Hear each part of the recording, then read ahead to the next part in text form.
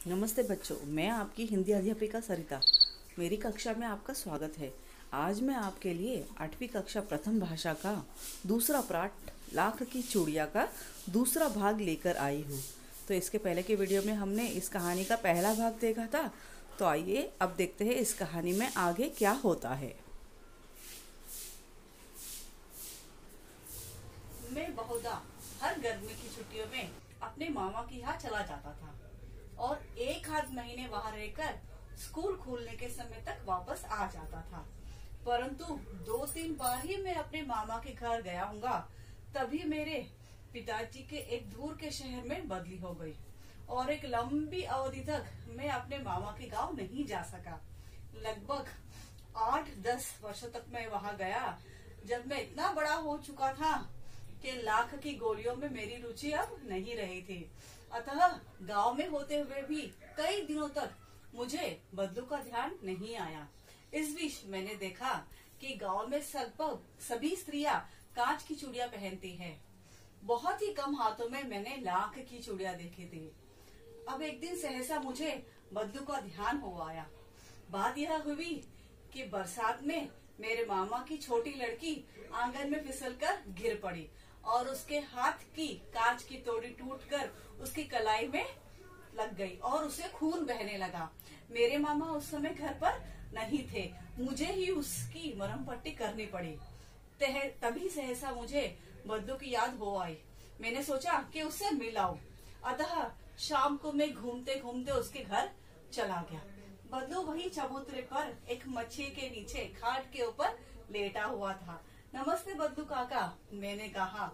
नमस्ते भैया, उसने मेरी नमस्ते का उत्तर दिया और उठकर खाट पर बैठ गया। परंतु उसने मुझे पहचाना नहीं और देर तक मेरी ओर निहारता रहा। मैं हूँ जनार्दन काका, आपके पास से गोलियां बनवा कर लेके जाता था, मैंने अपना परिचय देते हुए कहा। बदलू फिर भी चुप रहा, मानो वह अपने स्मृति पटल पर अतीत के चित्र उतार रहा हो। और फिर वह एकदम बोल पड़ा, आओ आओ लल्ला, बैठो, बहुत दिन बाद गाँव आए। हाँ, इधर आना नहीं हो सका काका, मैंने बैठते हुए उत्तर दिया। कुछ देर फिर शांति रही। मैंने इधर उधर दृष्टि दौड़ाई, ना तो मुझे उसकी मछिया नजर आई, ना ही भट्टी। आजकल काम नहीं करते क्या काका, मैंने पूछा। नहीं लल्ला, काम तो कई साल से बंद है। मेरी बनाई हुई चूड़ियां अभी कोई पूछे तब तो गांव गांव में कांच का प्रचार हो चुका है। वह कुछ देर चुप रहा, फिर बोला, मशीनी युग है भाई लल्ला, आजकल सब काम मशीनों से होता है। खेत भी मशीनों से जोते जाते हैं और फिर जो सुंदरता कांच की चूड़ियों में होती है वह लाख में कहाँ संभव है। लेकिन कांच बड़ा खतरनाक होता है, बहुत जल्दी टूट जाता है। मैंने कहा, नाजुक तो फिर होता ही है लल्ला।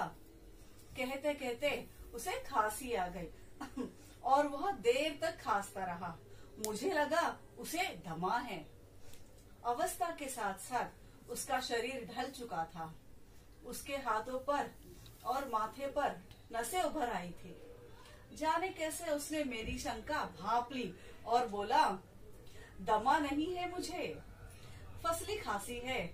यही कोई 1-2 महीने से आ रही है, बस और 10-15 दिन में ठीक हो जाएगी। मैं चुप रहा। मुझे लगा उसके अंदर कोई बहुत बड़ी व्यथा छुपी हुई है। मैं देर तक सोचता रहा कि इस मशीन युग ने कितने हाथ काट दिए हैं। कुछ देर फिर शांति रही, जो मुझे अच्छी नहीं लगी। आम की फसल अब कैसी है काका? कुछ देर पश्चात मैंने बात का विषय बदलते हुए पूछा। अच्छी है लल्ला, बहुत अच्छी है, उसने लहक कर उत्तर दिया और अंदर अपनी बेटी को आवाज दी, अरे रज्जो, लल्ला के लिए आम तो लेकर आ। फिर मेरी ओर मुखातिब होकर बोला, माफ करना लल्ला, तुम्हें आम खिलाना भूल ही गया था। नहीं नहीं काका, आम तो इस साल मैंने बहुत खाए हैं। वाह, बिना आम खिलाए मैं तुम्हें कैसे जाने दूंगा। मैं चुप हो गया। मुझे वो दिन याद हुआ है जब वह मेरे लिए मलाई बचा कर रखता था। गाय तो अच्छी है ना काका? मैंने पूछा। गाय कहाँ है लल्ला? 2 साल हुए उसे मैंने बेच दिया है। कहाँ से खिलाता उसे? इतने में रज्जो उसकी बेटी अंदर से एक डलिया में ढेर सारे आम लेकर आई।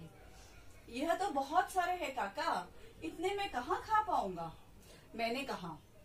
वाह वाह, वह हंस पड़ा। शहरी ठहरे ना, मैं तुम्हारी उम्र का था तो इसके 4 गुने आम एक वक्त में खा लेता था। आप लोगों की बात कुछ और है बेटा, मैंने उत्तर दिया। अच्छा बेटी, लला को 4-5 आम अच्छे अच्छे छाट कर दे दो, सिंदूरी वाले देना। देखो लल्ला कैसे है, इसी साल यह पेड़ तैयार हुआ है। रज्जो ने 4-5 आम अंजलि में लेकर मेरी ओर बढ़ा दिए।